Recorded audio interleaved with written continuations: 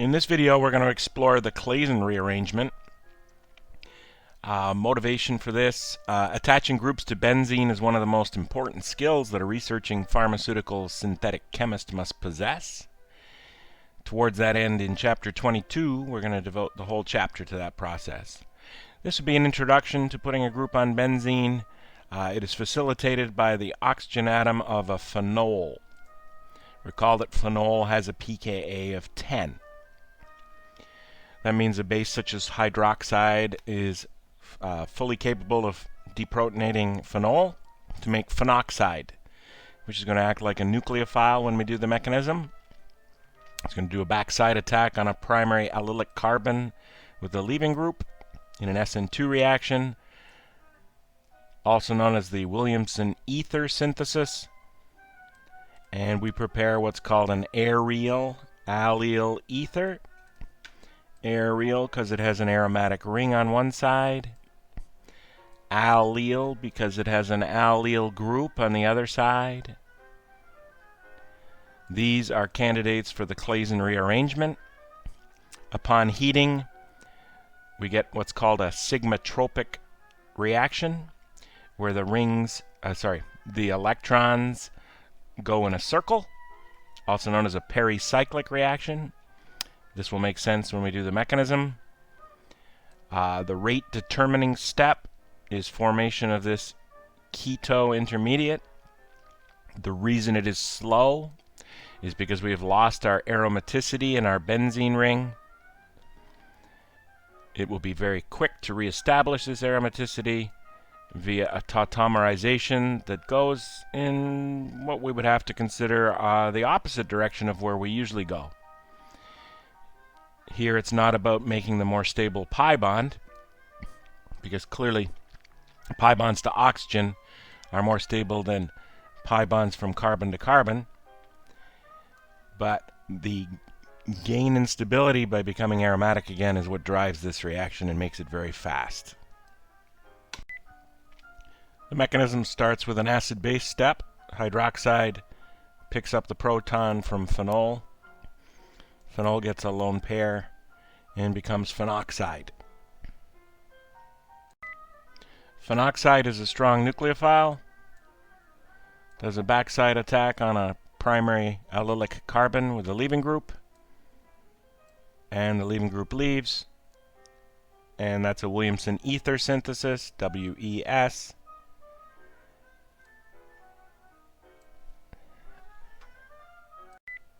We're now set up for the Claisen rearrangement. Claisen rearrangement is a pericyclic reaction. What that means is the electrons will flow around in a circle. This pi will attack this carbon. This pi will break and become a new pi here. And the driving force for the process is forming this fairly stable carbonyl pi, which is possibly the lead arrow in this process. This arrow right here. This arrow right here. This will give the ketone that is shown. To do this last tautomerization, where the ketone becomes an enol found in phenol.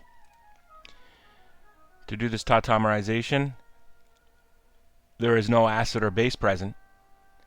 It must be an intermolecular proton transfer.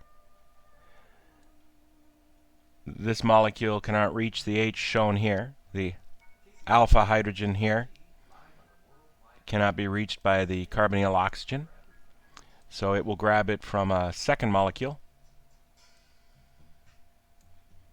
And that second molecule will receive the proton. And the sigma will become a pi, thus generating the phenol. One thing I need to point out to you is often benzene has the wrong resonance form drawn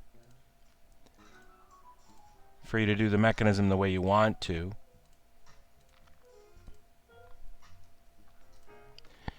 So your first step would be to do the normal benzene resonance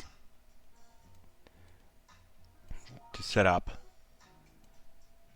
the Claisen rearrangement that you want to do.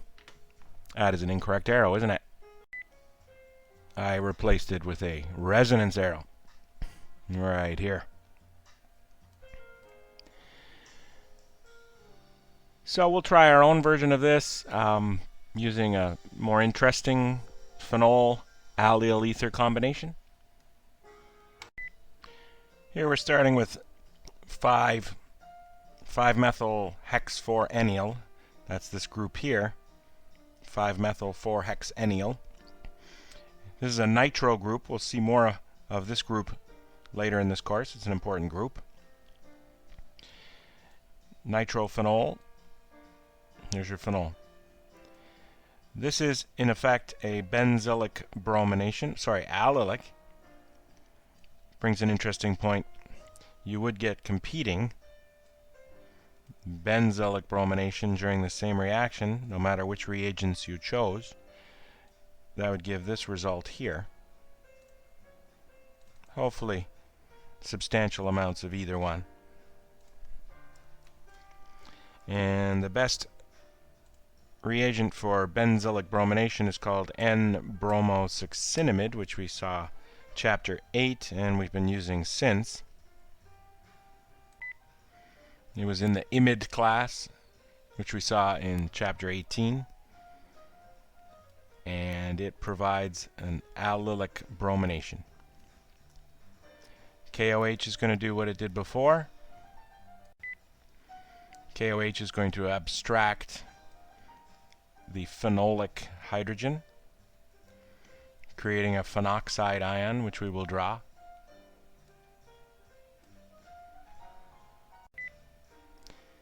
Phenoxide ion is missing this H.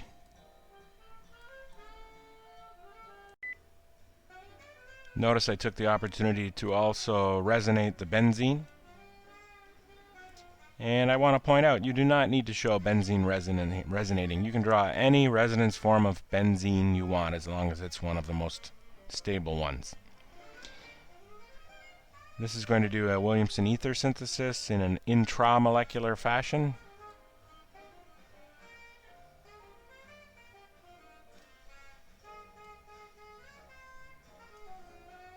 Creating an intermediate that we'll draw shortly.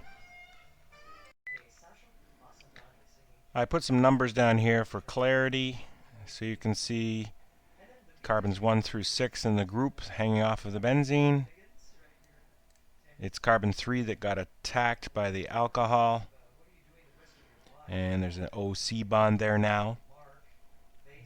The isobutenyl group is still here off of 3, and this is set up for the Claisen rearrangement. We shall see it happening right now. Following the guide from the mechanism above, the lead arrow was probably this arrow right here, this arrow in here. So let's use that as our lead arrow here.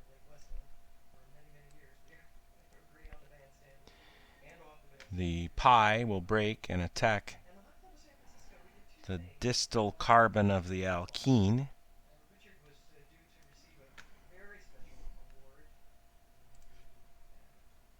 Make sure that goes right to the carbon there.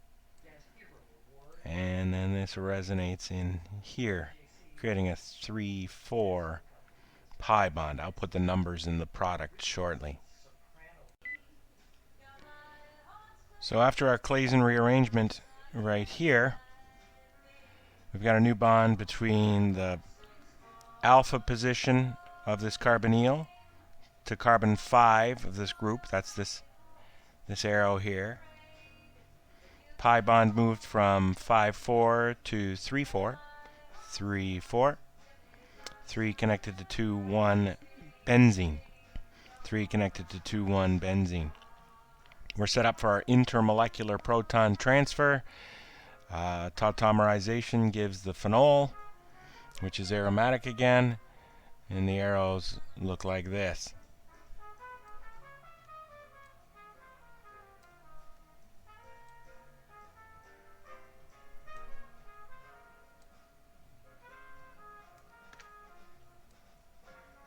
I don't like that one. Intermolecular proton transfer, giving this product here with a new carbon-carbon bond to benzene. Useful skill. More of that in chapter 22. I hope this discussion of the Claisen rearrangement has been useful to you, and I look forward to our next video.